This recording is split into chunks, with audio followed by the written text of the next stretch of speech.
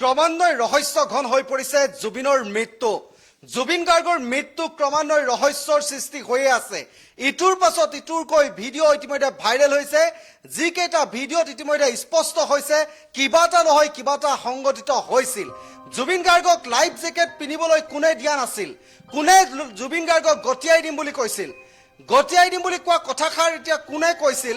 এইবাৰ এটা বিস্ফোৰক ভিডিঅ' আহি আমাৰ হাতত পৰিছে।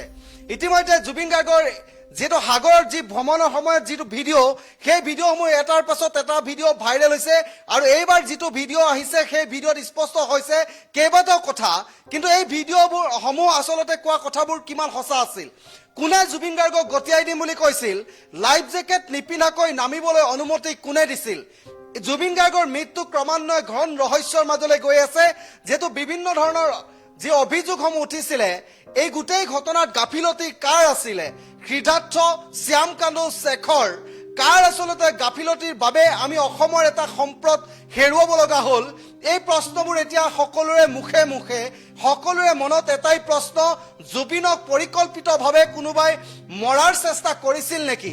এইবাৰ দ্বিতীয়টো যিটো ভিডিঅ' ইতিমধ্যে হাতত পৰিছে সেই ভিডিঅ'টোত কোনে কৈছিল জুবিনক গতিয়াই দিম বুলি কোৱাজন কোন আছিল? যদিও কথাষাৰ ধেমেলীয়া চলেৰে কৈছিল, সঁচাকৈ গতিয়াই দিয়া হৈছিল নেকি? জুবিনক লাইফ জেকেট নিপিন্ধাকৈ সাগৰত নামিবলৈ কোনে অনুমতি দিছিল? কোনে অনুমতি দিয়াৰ বাবে জুবিন নামিছিল আৰু জুবিনক আমি হেৰুৱাবলগীয়া হৈছিল?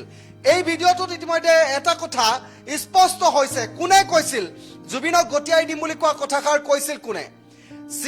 যিগৰাকী ইতিমধ্যে কৈছে সিদ্ধাৰ্থ শৰ্মা, যাৰ গাফিলতি ইতিমধ্যে পদে পদে স্পষ্ট হৈছে।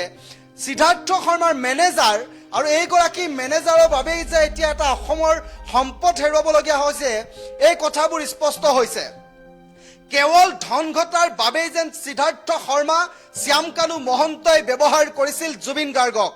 অসমীয়া জাতিৰ ইতিমধ্যে সম্পদ এই মুহূৰ্তত আমি কৈছোৱেই যে এই ভিডিঅ'টো স্পষ্ট হৈছে। চাওক, আমি দেখুৱাইছো লাইফ জেকেট পিন্ধা নাছিল আৰু তাৰ পাছত জুবিনক নামি যাবলৈ অনুমতি দিছিল। কোনে কৈছিল? প্ৰথমে পিন্ধাই দিয়াৰ চেষ্টা কৰিছিল, যদিও জুবিনে নিজেই কৈছিল যে লাইফ জেকেট নিপিন্ধো। কিন্তু তথাপিও কাৰো দায়িত্ব নাছিল নেকি যে এনেদৰে সাগৰত নামিবলৈ জুবিন গাৰ্গক দিব?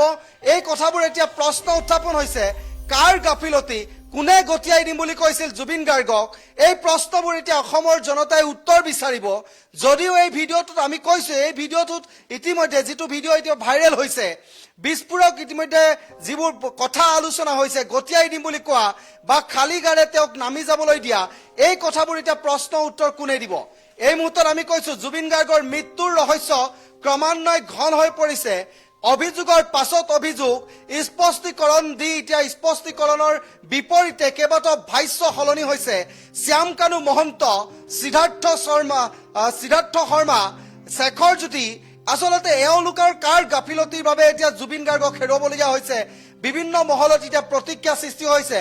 যিগৰাকী শ্যাম কানু মহন্ত, প্ৰথমতে তেওঁ কোৱা মন্তব্য কেইবাটাও আচলতে সংবাদ মাধ্যমে ডিলিট কৰাৰ পাছতেই ইতিমধ্যে গোটেই অভিযোগ এটা বিভিন্ন প্ৰকাৰে ক্ষোভিত হৈ পৰিছিল অসমৰ জনতা আৰু প্ৰশ্ন উত্থাপন কৰিছিল। শ্যাম কানু মহন্তৰ স্পষ্টীকৰণত কেইবাটাও গাফিলতি ধৰা পৰিছিল। যিগৰাকী শ্যাম কানু মহন্তই কেইবাটাও ভাষ্য সলনি কৰিছে। যিগৰাকী শ্যাম কানু মহন্তই কৈছিল যে জুবিন গাৰ্গ তালৈ ফুৰিবলৈ যোৱাটো মই মানা কৰিছিলো, মই বাধা দিছিলো, আৰু সেইগৰাকী শ্যাম কানু মহন্তই প্ৰথমে কৈছিল যে তেওঁ ফুৰিবলৈ যোৱাৰ বিষয়ে মই কোনো গমেই পোৱা নাছিল। এতিয়া কথাবোৰ ক্ৰমান্বয়ে ঘন আৰু ৰহস্যৰ দিশে গতি কৰিছে। অসমৰ জনতাই ন্যায় দাবী তুলিছে। যদিও এই মুহূৰ্তত কৈছে যে জুবিন গাৰ্গৰ মৃত্যুৰ আচলতে কোনেও মানি ল'ব পৰা নাই, জুবিন গাৰ্গক হেৰুৱাটো কোনেও এতিয়া ইতিমধ্যে এনেধৰণৰ জুবিন গাৰ্গক লৈ এনে এটা বিতৰ্ক সৃষ্টি হওক কোনেও বিচৰা নাছিল। কিন্তু এই মুহূৰ্তত ডাঙৰ প্ৰশ্ন, জুবিন গাৰ্গৰ মৃত্যুত কিয় বাৰে বাৰে সলনি কৰিব লগা হৈছে তেওঁলোকৰ ভাষ্য? কিয় বাৰে বাৰে সলনি হৈছে তেওঁলোকৰ মুখৰ কথা? এই কথাবোৰ এতিয়া প্ৰশ্ন উত্থাপন হৈছে। অসমৰ জনতাই বিচাৰিছে যে জুবিন গাৰ্গৰ সৈতে প্ৰকৃততে ঘটিছিল কি? কিয় দুখনকৈ চিকিৎসালয়ৰ নাম লৈছিল, য'ত এখন চিকিৎসালয়লৈ নিয়াৰ পাছতেই তেওঁ মৃত্যু হৈছিল বুলি ইতিমধ্যে শেখৰে কৈছে। কিন্তু এই কথাবোৰ ইতিমধ্যে কেইবাটাও স্ক্ৰীনশ্বট, হোৱাটছআপ যোগে যি বাৰ্তালাপ, সেই বাৰ্তালাপসমূহ ইতিমধ্যে ভাইৰেল হৈছে। এইবাৰ মুঠত আমি কৈছোৱে যে যিটো ভিডিঅ' ভাইৰেল হৈছিলে এই ভিডিঅ'টোত কি কৈছিল, কোনে কৈছিল গতিয়াই দিয়াৰ কথা, কোনে লাইফ জেকেট নিপিন্ধাকৈ অনুমতি দিছিল, এইবাৰ শুনাব বিচাৰিছো। সিদ্ধাৰ্থ মই চলো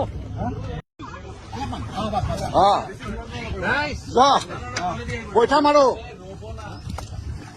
কন্ট্ৰলমেণ্ট ডাইৰেকশ্যন এৰি দিছে দেই হেৰি পৰা ৰছী এৰি দিয়া হৈছে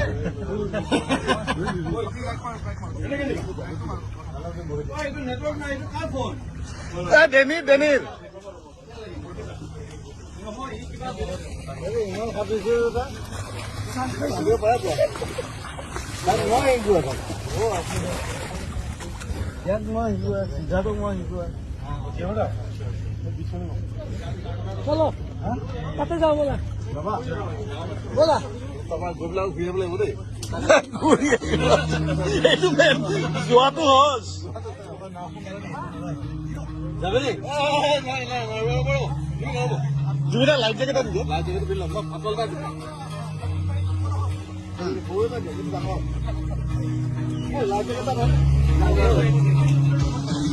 মজা